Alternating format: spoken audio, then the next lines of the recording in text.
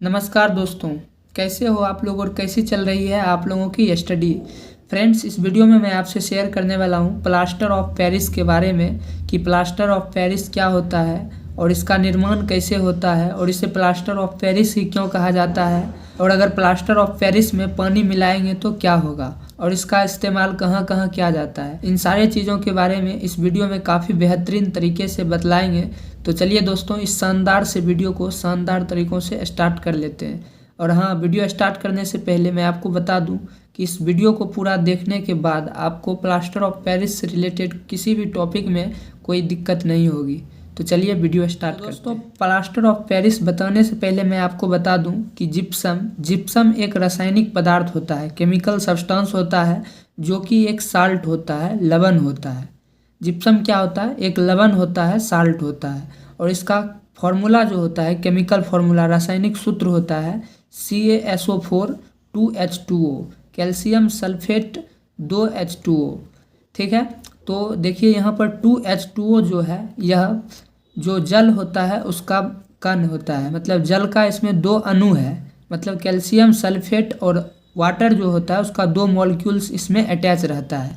तो calcium sulphate जिसमें water का दो मॉलिक्यूल्स अटैच रहता है उसी को जिप्सम कहा जाता है। और जो जितना भी वाटर का मॉलिक्यूल फार्मूला में अटैच रहेगा उसे वाटर ऑफ क्रिस्टलाइजेशन कहते हैं, मतलब क्रिस्टलन का जल कहते हैं। मतलब रासायनिक पदार्थ में जितना भी जल का अणु अटैच रहता है उसे क्रिस्टलन का जल कहते हैं। इंग्लिश में कहे तो केमिकल सब्सटेंस में जितना भी वाटर का मॉलिक्यूल्स अटैच रहता है उसे वाटर ऑफ क्रिस्टलाइजेशन कहते हैं।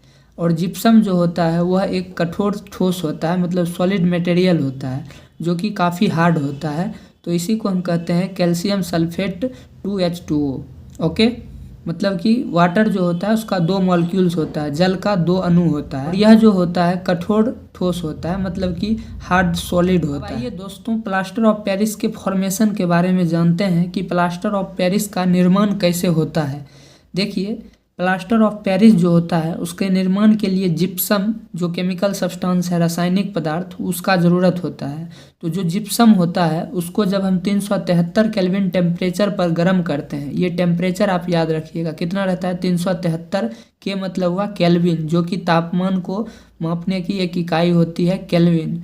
तो 373 केल्विन टेम्परेचर पर जब हम जिप्सम को क्या करते हैं, गर्म करते हैं, हीट करते हैं, तो यह क्या होता है कि वाटर का जो मॉलिक्यूल्स होता है, अणु, जो उसमें जल का अणु होता है उसको त्याग कर देता है, रिमूव कर देता है। मतलब जो जिप्सम है उसको जब हम 373 केल्विन टेम्परेचर पर गर्म करेंगे तो करेंगे तो वहाँ से क्या होगा कि जो भी जल होगा, जल का जो अणु होगा वहाँ से उसको त्याग देगा। तो जिप्सम में से जल का अणु को त्यागने पर क्या होता है, कैल्शियम सल्फेट हेमीहाइड्रेट प्राप्त होता है। क्या प्राप्त होता है? कैल्शियम सल्फेट हेमीहाइड्रेट, मतलब अर्ध हाइड्रेट प्राप्त होता है, जिसका फॉर्मूला आप इस तरह से देख सकते हैं, कैल्शियम सल्फेट ½ H2O। इसको क्या कहते हैं? प्लास्टर ऑफ पेरिस कहते हैं। तो आप समझ गए होंगे कि प्लास्टर ऑफ पेरिस किस तरह से बनाया जाता है। तो जिप्सम को 373 केल्विन टेम्परेचर पर गर्म करने से वाटर का मॉलिक्यूल जो होता है उसको त्याग देता है, मतलब रिमूव कर देता है, और प्लास्टर ऑफ पेरिस का निर्माण करता है। और प्लास्टर ऑफ पेरिस जो होता है वह सफ़ेद चूर्ण होता है, मतलब इसका कलर कैसा होता है, वाइट होता है, सफ़ेद होता है। आई होप कि आप समझ गए होंगे कि प्लास्टर ऑफ पेरिस जो है उसका फॉर्मेशन कैसे होता है, निर्माण कैसे होता है। आइए इसको अगर हम इक्वेशन से देखें, समीकरण से देखें तो किस तरह से होगा। प्लास्टर ऑफ पेरिस बनाने का अगर इक्वेशन लिखेंगे तो इस तरह से होगा। जो जिप्सम होता है, कैल्शियम सल्फेट 2H2O, उसको 373 केल्विन टेम्परेचर पर हीट करेंगे। ये ट्रायंगल जो हुआ ये हीटिंग का सिंबल है, मतलब गर्म करने का सिंबल है। तो जिप्सम को जब इतना पर हीट किए तो क्या प्राप्त हुआ, कैल्शियम सल्फेट ½ H2O, जिसको क्या कहते हैं, प्लास्टर ऑफ पेरिस कहते हैं। और इसके साथ जो पानी वहाँ से त्याग होता है, रिमूव होता है, वो पानी का मात्रा इतना होता है 3/2 H2O, मतलब 1.5 मॉलिक्यूल्स होता है। किसका? वाटर का कितना होता है, 1.5 मॉलिक्यूल्स, मतलब 1.5 मॉलिक्यूल्स जल का होता है जो वहाँ से रिलीज होता है। क्या होता है? रिलीज होता है।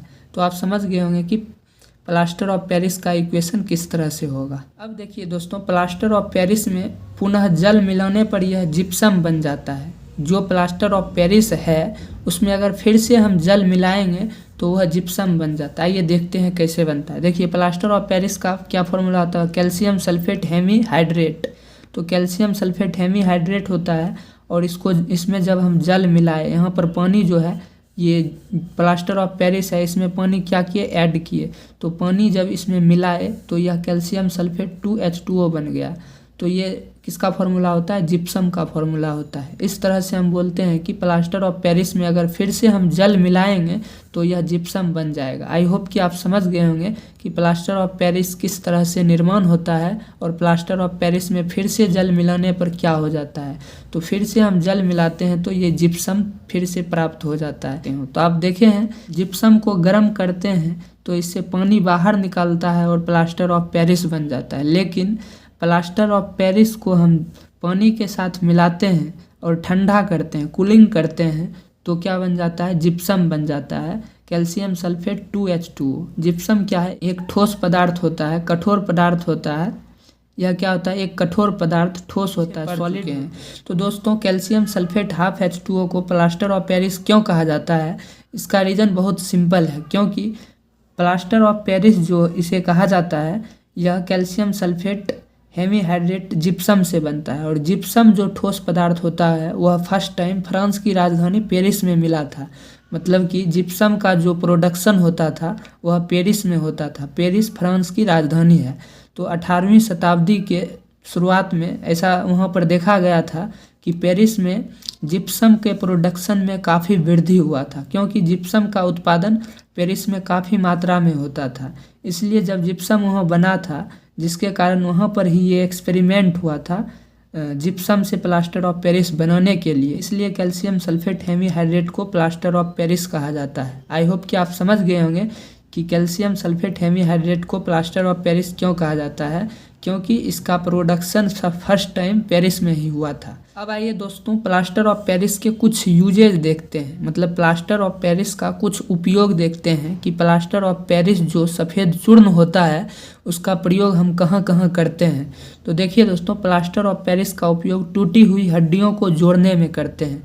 जैसे कोई खेल रहा है, उसमें अगर हड्डी उसका क्रैक हो जाता है तो बैंडेज जो करते हैं वहाँ पर ही प्लास्टर ऑफ पेरिस का उपयोग किया जाता है। तो आप समझ गए कि प्लास्टर ऑफ पेरिस का उपयोग कहाँ होता है, टूटी हुई हड्डी को जोड़ने पर किया जाता है और खिलौना बनाने में किया जाता है। आप देखे होंगे कि जब मेला लगता है तो वहाँ पर खिलौना होता है मिट्टी के जैसा, तो उसमें प्लास्टर ऑफ पेरिस का उपयोग किया जाता है ताकि खिलौना का एक बढ़िया रूप दे सके और देखने में काफ़ी अट्रैक्टिव लग सके। इसलिए खिलौना बनाने में प्लास्टर ऑफ पेरिस का उपयोग किया जाता है। उसी तरह सजावट के सामान में, जब शादी विवाह होता है तो सजावट के लिए सामान लाया जाता है, तो उसमें बहुत सारे सामान होता है जिसमें प्लास्टर ऑफ पेरिस का उपयोग किया जाता है ताकि उसे एक बेहतर रूप दे सके। अब देखिए सतह को चिकना बनाने में, देखिए घर का सरफेस होता है उसको अगर चिकना बनाना है उसमें किया जाता है प्लास्टर ऑफ पेरिस का उपयोग ताकि सतह देखने में अट्रैक्टिव लगे। नेक्स्ट देखिए लकड़ी या प्लास्टर को भरने में। देखिए दोस्तों, घर में किवाड़ बना रहे हैं तो किवाड़ में बहुत सारे जो काठ होता है उसको जब जोड़ते हैं तो एक दूसरे के बीच जोड़ने में वहाँ पर प्लास्टर ऑफ पेरिस का उपयोग किया जाता है ताकि एक बेहतर तरीके से जोड़ा जा सके और देखने में काफ़ी अट्रैक्टिव लग सके। तो और पॉलिश करने में भी प्लास्टर ऑफ पेरिस का उपयोग किया जाता है। सब का रीज़न है कि देखने में अट्रैक्टिव लगे। आई होप कि आप समझ गए होंगे कि प्लास्टर ऑफ पेरिस का इस्तेमाल किन किन तरीकों से होता है और इस सब चीज़ को छोड़कर काफ़ी सारे चीज़ों में भी प्लास्टर ऑफ पेरिस का उपयोग होता है। तो मैं आशा करता हूँ कि आप प्लास्टर ऑफ पेरिस क्या होता है, जिप्सम क्या होता है और प्लास्टर ऑफ पेरिस का निर्माण कैसे होता है और प्लास्टर ऑफ पेरिस में फिर से अगर जल मिला दें तो क्या बनता है और प्लास्टर ऑफ पेरिस का जो फॉर्मूला होता है उसे प्लास्टर ऑफ पेरिस ही नाम क्यों दिया गया। और इस टॉपिक को आप बेहतरीन तरीके से समझ गए होंगे और आप किसी भी एग्जाम में बैठिएगा तो इन सारे टॉपिक से रिलेटेड अगर कोई क्वेश्चन आएगा तो आप आसानी से उसे सॉल्व कर सकते हैं दोस्तों।